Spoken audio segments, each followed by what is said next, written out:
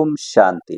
29 सितंबर 2024 आज के अव्यक्त मुरली है और अव्यक्त मुरली का रिवाइज डेट है 3 फरवरी 2002। सुनते हैं इसकी हेडिंग। बाबा ने कहा, लक्ष्य और लक्षण को समान बनाओ, सर्व खजानों से संपन्न बनो। बाबा ने कहा, लक्ष्य और लक्षण को समान बनाओ, सर्व खजानों से संपन्न बनो। आज सर्व खजानों के मालिक अपने खजानों से संपन्न बच्चों को देख रहे हैं। हर एक बच्चा सर्व खजानों से संपन्न है। जो संपन्न होता है उनकी निशानी सदा प्राप्ति स्वरूप तृप्त आत्मा दिखाई देगी, सदा खुश नजर आएगी क्योंकि भरपूर है। तो हर एक अपने से पूछे कि हमारे पास कितने खजाने जमा है। यह अविनाशी खजाने अब भी प्राप्त है और भविष्य में अनेक जन्म साथ रहेंगे। यह खजाने खत्म नहीं होने वाले हैं। सबसे पहला खजाना है ज्ञान का खजाना, जिस ज्ञान के खजाने से इस समय भी आप सभी मुक्ति और जीवन मुक्ति का अनुभव कर रहे हो। जीवन में रहते, पुरानी दुनिया में रहते, तमोगुणी वायुमंडल में रहते, ज्ञान के खजाने के आधार से इन सब वायुमंडल वाइब्रेशन से न्यारे मुक्त कमल पुष्प समान न्यारे मुक्त आत्माएं दुख से, चिंताओं से, अशांति से मुक्त हो। जीवन में रहते बुराइयों के बंधन से मुक्त हो, व्यर्थ संकल्पों के तूफान से मुक्त हो। है मुक्त? बाबा ने पूछा, है मुक्त? सभी हाथ हिला रहे हैं। तो मुक्ति और जीवन मुक्ति इस ज्ञान के खजाने का फल है। बाबा ने कहा, मुक्ति और जीवन मुक्ति इस ज्ञान के खजाने का फल है, प्राप्ति है। फल भी है और प्राप्ति भी है। चाहे व्यर्थ संकल्प आने की कोशिश करते हैं, नेगेटिव भी आते हैं, लेकिन ज्ञान अर्थात समझ है कि व्यर्थ संकल्प व नेगेटिव का काम है आना। आप ज्ञानी तो आत्मा का काम है इनसे मुक्त, न्यारे और बाप के प्यारे रहना। तो चेक करो, क्या चेक करो? ज्ञान का खजाना प्राप्त है, भरपूर है, संपन्न है या कम है? अगर कम है तो उसको जमा करो, खाली नहीं रहना। ऐसे ही योग का खजाना, अभी बाबा ने ज्ञान का खजाना सुनाया, अभी योग का खजाना, जिससे सर्व शक्तियों की प्राप्ति होती है। तो अपने को देखो, योग के खजाने द्वारा सर्व शक्तियां जमा है, सर्व है। एक भी शक्ति अगर कम होगी तो समय पर धोखा दे देगी। आप सबका टाइटल है मास्टर सर्वशक्तिवान, शक्तिवान नहीं, सर्वशक्तिवान।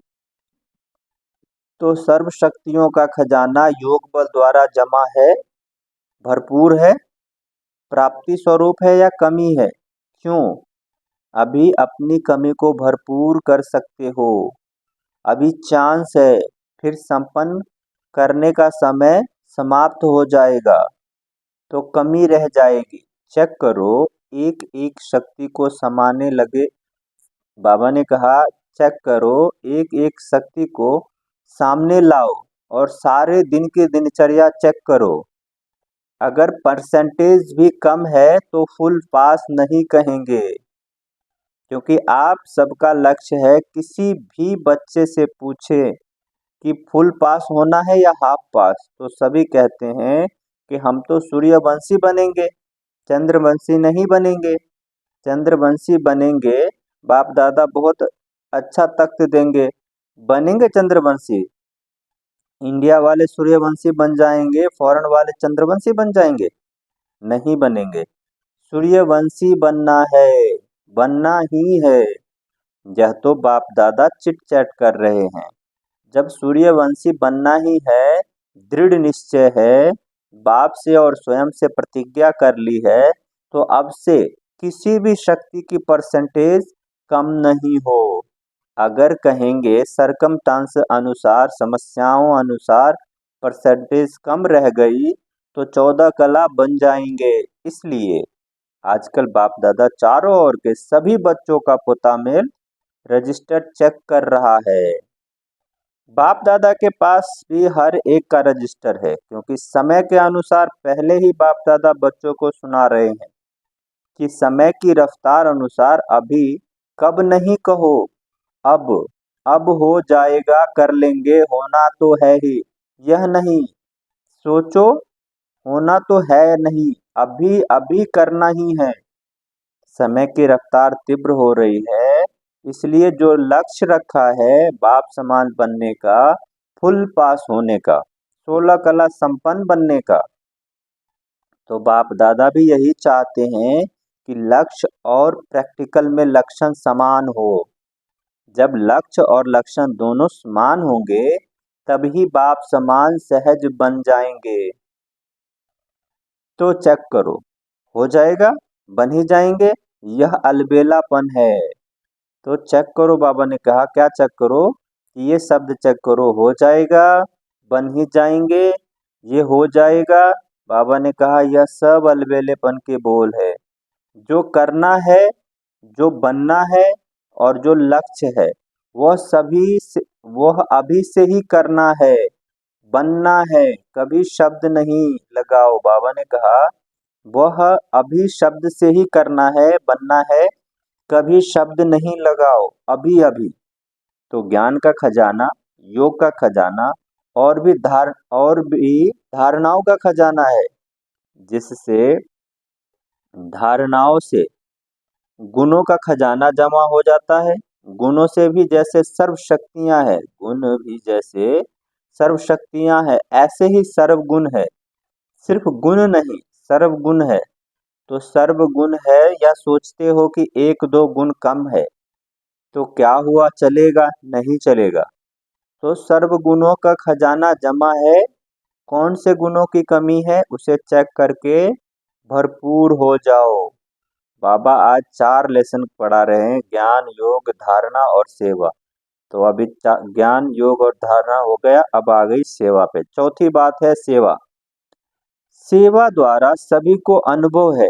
जब भी मनसा सेवा या वाणी द्वारा व कर्म द्वारा भी सेवा करते हो तो उसकी प्राप्ति आध्यात्मिक खुशी मिलती है। तो चेक करो, अब फिर से चेक करो, क्या चेक करना है? सेवा द्वारा खुशी की अनुभूति कहाँ तक की है। अगर सेवा की और खुशी नहीं हुई तो वह सेवा यथार्थ सेवा नहीं है। सेवा में कोई न कोई कमी है, इसलिए खुशी नहीं मिलती।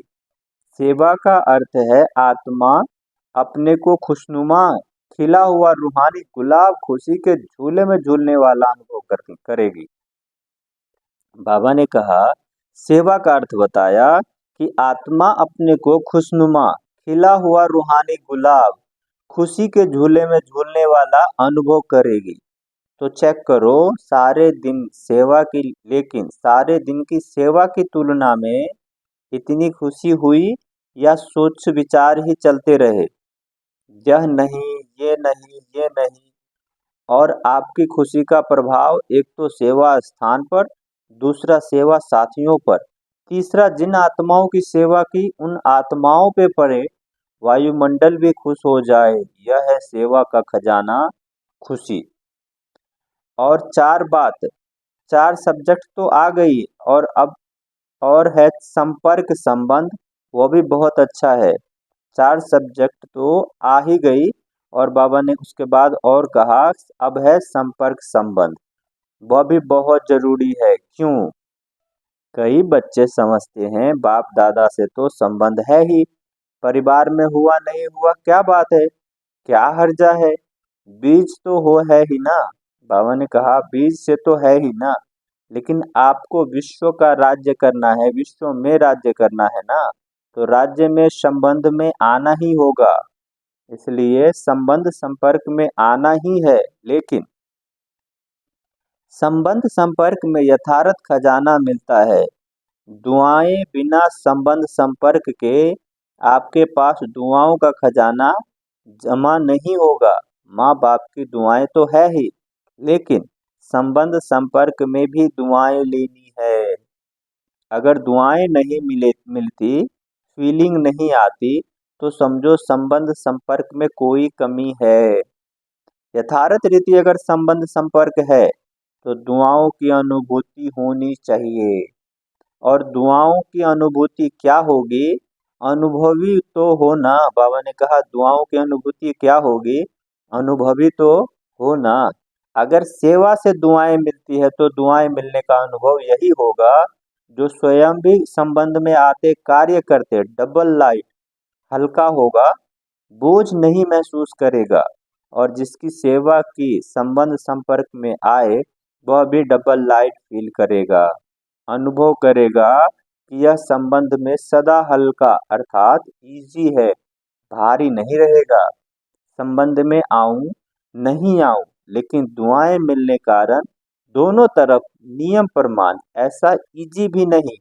जैसा कहावत है, ज्यादा मीठे पर चींटियां बहुत आती है, तो इतना इजी भी नहीं, लेकिन डबल लाइट रहेगा। तो बाप दादा कहते अपने खजाने चेक करो, समय दे रहे हैं, अभी प्राप्ति का बोर्ड नहीं लगा है। बाबा ने कहा अभी समाप्ति का बोर्ड नहीं लगा है, अभी समाप्ति का बोर्ड नहीं लगा है, इसलिए चेक करो और बढ़ते चलो। तो काम दे रहे हैं, बाप दादा काम दे रहे हैं, ध्यान से सुनना।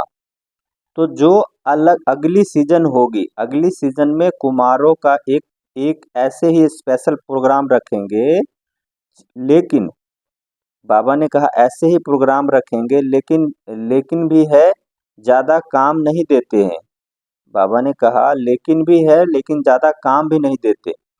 एक एक कुमार 10 कुमारों का छोटा सा हाथ का कंगन तैयार करके लाना। बाबा ने कहा 10-10 कुमार का, एक एक कुमार 10-10 कुमार का छोटा सा हाथों का कंगन तैयार करके लेके आना। हाथ में कंगन पड़ता है ना, ब्रह्मा बाप को सदैव हाथों में फूलों का कंगन डालते हैं। तो एक एक कुमार कच्चे कच्चे नहीं लाना, पक्के पक्के लाना।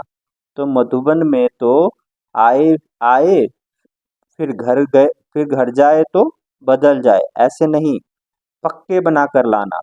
जो बाप दादा देखे कहे वाह कुमार वाह, ऐसे तैयार हैं, करेंगे ऐसा? थोड़ा सोचो, ऐसे ही हाथ नहीं उठा लो, करना पड़ेगा, बनाना पड़ेगा। डबल फॉरेनर्स भी करेंगे, डबल फॉरेनर्स में कुमार हाथ हाथ उठाओ। तो आप भी 10 लाएंगे ना, फॉरेनर्स भी लाएंगे, इंडिया वाले भी लाएंगे, फिर भी फर्स्ट क्लास क्वालिटीज लाएंगे। फिर जो फर्स्ट क्लास क्वालिटी लाएंगे उनको बाबा इनाम देंगे, इनाम बढ़िया देंगे, घटिया नहीं देंगे। प्यार है ना कुमारों से। अगर गवर्नमेंट को ज़्यादा से ज़्यादा कुमार पॉजिटिव पॉजिटिव कर्म करने वाले मिल जाए तो गवर्नमेंट कितना खुश होगी। अगर आप 10-10 कुमार लाएंगे तो सारा हॉल कुमारों से भरेंगे, फिर गवर्नमेंट को बुलाएंगे, यह कुमार यह कुमार, लेकिन लाने पड़ेंगे, बनाने पड़ेंगे। अगर अपनी अपनी स्थिति, लक्ष्य और लक्षण को समान रखेंगे तो सेवा में सफलता होगी या नहीं होगी? जब भी संकल्प भी नहीं उठ सकता, हुई ही पड़ी है, सिर्फ आपको निमित्त बनना पड़ेगा।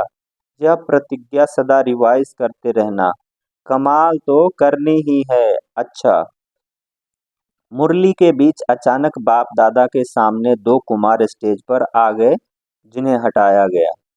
अच्छा, अभी खेल खेल में देखा, अभी बाप दादा कहते हैं साक्षी होकर खेल देखा, एंजॉय किया। अभी 1 सेकंड में एकदम देह से न्यारे पावरफुल आध्यात्मिक रूप में स्थित हो सकते हो। Full stop. बाप दादा ने बहुत पावरफुल ड्रिल कराई। अच्छा, यही अभ्यास हर समय बीच बीच में करना चाहिए। अभी अभी कार्य में आए, अभी अभी कार्य से न्यारे, साकारी सो निराकारी स्थिति में स्थित हो जाएं। ऐसे ही समय, ऐसे ही यह भी एक अनुभव देखा, कोई समस्या भी आती है तो ऐसे ही 1 सेकंड में साक्षी दृष्टा बन समस्याओं को एक साइड सीन समझ, तूफानों को एक तोहफा समझ उसको पार करो। अभ्यास है ना। आगे चलकर तो ऐसा अभ्यास की बहुत आवश्यकता पड़ेगी। फुल स्टॉप, क्वेश्चन मार्क नहीं, यह क्यों हुआ, यह कैसे हुआ, हो गया फुल स्टॉप और अपने को फुल शक्तिशाली स्टेज पर स्थित हो जाओ।